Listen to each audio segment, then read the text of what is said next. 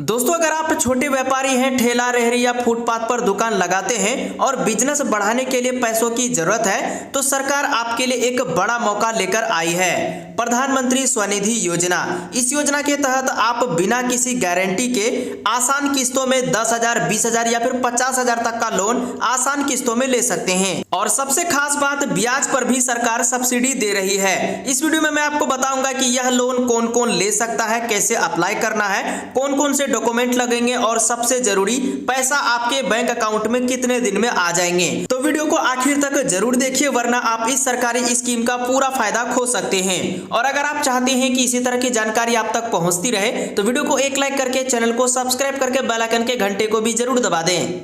PM Svanidhi योजना के तहत लोन लेने के लिए आपको गूगल या फिर किसी भी क्रोम ब्राउजर में आपको यहाँ पर टाइप करना है पीएम स्वनिधि। इतना लिखकर आप यहाँ पर जैसे सर्च करेंगे, आपके सामने पहले नंबर पर ही वेबसाइट देखने को मिल जाएगा पीएम स्वनिधि वाला। तो आपको इसी वाले वेबसाइट पर आपको क्लिक कर देना है। आपके सामने कुछ इस प्रकार यहाँ पर ऑफिशियल वेबसाइट खुल करके आ जाता है पीएम स्वनिधि वाला। और आप यहाँ पर जैसे स्क्रॉल डाउन करके नीचे आएंगे तो यहाँ पर आपको पूरी जानकारी भी देखने को मिल जाती है कि इस योजना के तहत यहाँ पर कितने लोगों को लोन दिया गया है। यहाँ पर देख सकते हैं कि 1,14,10,603 यहाँ पर लोगों ने आवेदन किया है, जिसमें से यहाँ पर देख सकते हैं कि 97,89,484 लोगों को यहाँ पर जो है लोन राशि दे दी गई है। और अब तक यहाँ पर टोटल जो अमाउंट यानी कि डिस्ट्रीब्यूट किया गया है वो यहाँ पर देख सकते हैं 13,800 करोड़ यहाँ पर जो लोन अमाउंट यहाँ पर डिस्ट्रीब्यूट किया गया है। तो देख सकते हैं, अगर आप यहाँ पर सही तरीके से फॉर्म भरेंगे तो आपको लोन राशि जरूर आपके बैंक खाते में डाल दी जाएगी। बाकी आप यहाँ पर ऊपर आएंगे तो आपको यहाँ पर किस तरीके से लोन दिए जाते हैं वो भी यहाँ पर बताया गया है। जैसे कि मैं यहाँ पर अप्लाई लोन वाले यहाँ पर बटन पर मैं यहाँ पर जैसे क्लिक करूंगा तो यहाँ पर देखिए आप यहाँ पर 10,000 तक का लोन ले सकते हैं। देन दूसरे टर्म में आप यहाँ पर 20,000 तक का लोन ले सकते हैं और तीसरे टर्म में आप यहाँ पर 50,000 तक का लोन ले सकते हैं। यानी कि यहाँ पर टोटल आपको 80,000 रुपए तक का लोन राशि दिया जाता है। तो आपको क्या करना है, स्क्रॉल डाउन करके नीचे आना है। लोन अप्लाई करने के लिए आपको यहाँ पर नीचे अप्लाई का ऑप्शन मिल जाता है, यानी कि हाउ टू अप्लाई का।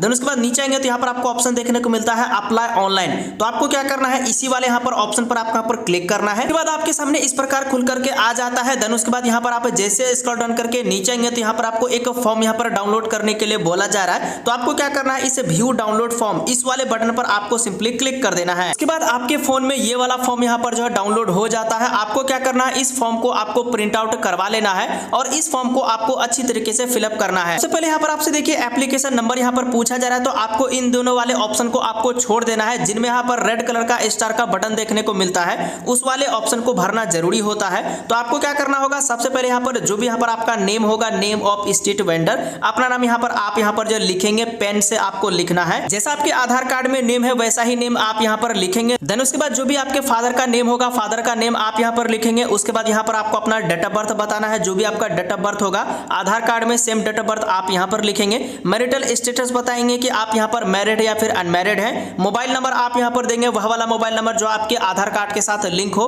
उसके बाद यहाँ पर आपको अपना जेंडर बताना है कि मेल है कि फीमेल। उसके बाद यहाँ पर आपसे देखिए सोशल कैटेगरी पूछा जा रहा है। तो जो भी आपकी कास्ट कैटेगरी होगी, ओबीसी, एससी, एसटी, वो आप यहाँ पर बताएंगे। उसके बाद आपको इस वाले ऑप्शन को छोड़ देना है। देन उसके बाद अगर आप यहाँ पर कोई दिव्यांग वगैरह है तो आप इस वाले बॉक्स को यहाँ पर चेक करेंगे। अगर आप माइनॉरिटी कैटेगरी में आते हैं तो आप इस वाले बॉक्स को यहाँ पर चेक करेंगे। उसके बाद स्क्रॉल डाउन करके नीचे आएंगे तो यहाँ पर आपको केवाईसी डिटेल यहाँ पर मांगा जा रहा है। तो यहाँ पर आपको दो ही डॉक्यूमेंट लगते हैं, पहला आपको आधार कार्ड, दूसरा आपको वोटर आईडी कार्ड। तो जो भी आपका आधार कार्ड का नंबर होगा, आधार कार्ड का नंबर आप यहाँ पर लिखेंगे। उसके बाद जो भी आपका वोटर आईडी कार्ड का नंबर होगा, वोटर आईडी कार्ड का नंबर आप यहाँ पर लिखेंगे।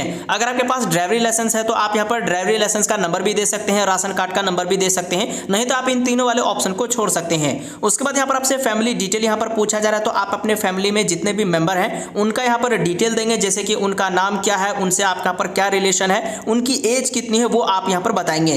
देन उसके बाद यहाँ पर देखिए प्रूफ ऑफ यहाँ पर वेंडिंग पूछा जा रहा है। तो अगर आपके पास यहाँ पर वेंडर आईडी कार्ड है तो आप यहाँ पर वेंडर आईडी कार्ड का यहाँ पर नंबर दे सकते हैं, या फिर आप चाहे तो इस वाले ऑप्शन को भी छोड़ सकते हैं। देन उसके बाद यहाँ पर आपको देखिए address as per e KYC पूछा जा रहा है। तो जो भी आपका एड्रेस है ई केवाईसी के लिए यहाँ पर आपको डिटेल लगता है। तो जो भी आपका एड्रेस होगा आप अपना पूरा एड्रेस लिखेंगे, जैसे कि यहाँ पर आपका हाउस नंबर, लोकेलिटी क्या है, स्टेट क्या है। देन उसके बाद यहाँ पर आपको टाउन डिस्ट्रिक्ट पूछा जा रहा है, वार्ड नंबर, विलेज यहाँ पर नेम पूछा जा रहा है, पिन कोड क्या है, पिन कोड आप यहाँ पर बता देंगे। देन उसके बाद यहाँ पर आपको करंट एड्रेस पूछा जा रहा है। तो जो आप अभी वर्तमान समय में रहते हैं, जो भी आपका करंट एड्रेस है वह वाला एड्रेस आपको बताना है। मान लेते हैं आपका घर बिहार में है और आप अभी करंट टाइम में दिल्ली में रहकर अपना काम कर रहे हैं, तो आपका जो करंट एड्रेस होगा तो वह वाला आपको करंट एड्रेस यहाँ पर आपको फिलअप करना है। उसके बाद यहाँ पर आपको वेंडिंग एक्टिविटी पूछा जा रहा है, यानी कि आप यहाँ पर क्या काम करते हो, तो वो आप यहाँ पर बताएंगे। देन उसके बाद यहाँ पर आप नीचे आएंगे तो यहाँ पर आपको देखिए कितने बजे से कितने बजे तक आप यहाँ पर करते हो, वो आपको यहाँ पर टाइमिंग बतानी है। कहाँ पर करते हो वो प्लेस आपको बताना है। उसके बाद यहाँ पर आपको लोकेशन भी पूछा जा रहा है, यानी कि जहाँ पर आप जिस एरिया में यहाँ पर वेंडिंग लगाते हो वो आपको पूरा एड्रेस बताना होगा। जैसे कि यहाँ पर वह कौन सा स्टेट है, कौन सा डिस्ट्रिक्ट पड़ता है, वार्ड या विलेज नेम बताएंगे, यूएलबी नेम बताएंगे। उसके बाद आपको पिन कोड यहाँ पर बताना होगा।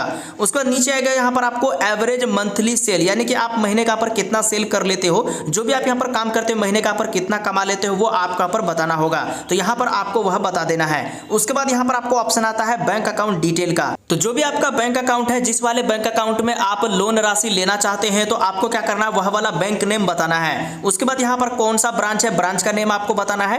एफसी कोड क्या है, एफसी कोड आप यहाँ पर लिखेंगे। उसके बाद जो भी आपका अकाउंट नंबर होगा, अकाउंट नंबर आपको सही लिखना है। उसके बाद यहाँ पर आपको डिजिटल पेमेंट का यहाँ पर डिटेल देना है, जैसे कि यूपीआई आईडी, तो अगर आपके पास है तो दीजिए, नहीं तो आप इस वाले ऑप्शन को छोड़ सकते हैं। उसके बाद अगर आपने पहले से कोई लोन ले रखा है तो उनका आप यहाँ पर डिटेल दे सकते हैं, कितना पर मंथली ईएमआई है। अगर आपने नहीं ले रखा है तो आप इस वाले ऑप्शन को छोड़ सकते हैं। वैसे आप चाहे तो इन दोनों वाले ऑप्शन को छोड़ सकते हैं, कोई भी दिक्कत नहीं है। उसके बाद यहाँ पर आपको ऑप्शन आता है लोन अमाउंट रिक्वायर्ड, आपको कितने लोन की जरूरत है, 10,000, 20,000 या 50,000, वो आप यहाँ पर अमाउंट लिखेंगे कि आपको कितने लोन चाहिए। तो यहाँ पर आपको फर्स्ट टर्म में आपको 10,000 मिलता है, सेकंड टर्म में 20,000, और तीसरे बार आप यहाँ पर आवेदन करेंगे तो आप 50,000 तक का लोन ले सकते हैं। उसके बाद आपको पर्पस बताना है कि किस लिए लोन ले रहे हैं, तो वो आप यहाँ पर लिख के बताएंगे। उसके बाद आप यहाँ पर नीचे आएंगे तो यहाँ पर आपको लोकल रेफरेंस पूछा जा रहा है, तो आप अपने फैमिली में किन्हीं 2 मेंबर का आप यहाँ पर नाम लिखेंगे, उनका मोबाइल नंबर और उनका एड्रेस आपको लिख देना है। उसके बाद अगर आपने इन सब गवर्नमेंट स्कीम का लाभ लिया है, जैसे कि आयुष्मान भारत योजना या फिर प्रधानमंत्री मातृ वंदना योजना,